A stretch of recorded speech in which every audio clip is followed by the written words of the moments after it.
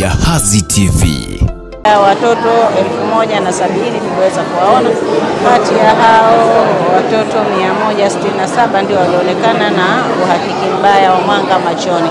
Kwa hiyo tunashukuru Wizara ya Afya, Wizara ya Elimu kwa mashirikiano makubwa, na tunashukuru shirika hili la Charity Vision ambao wamekuwa wakituunga mkono katika jitihada za kuhakikisha kila mmoja anayo haki ya kuona. Kila mmoja anayo haki ya the right sight.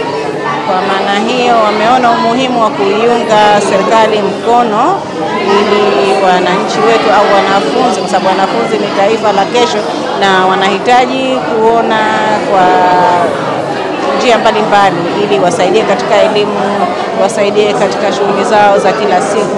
Kwa maana hiyo leo kuwapatia miwani hii imekuwa ni faraja kubwa kwao.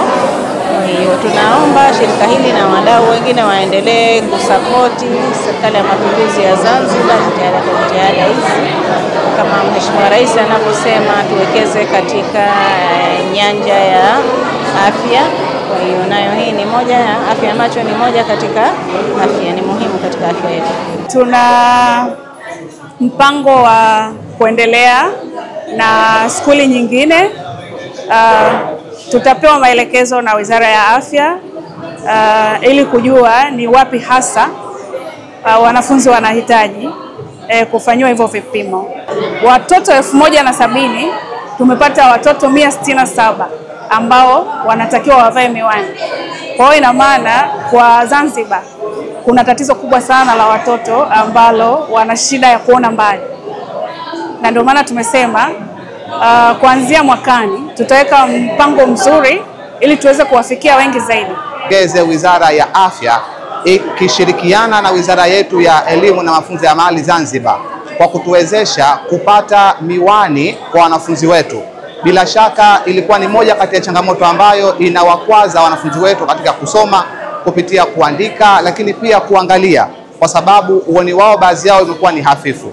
Lakini kutokana na collaboration hii kubwa ya wizara hizi mbili hapa kwetu Zanzibar, leo tunaenda kuondosha kabisa tatizo hilo.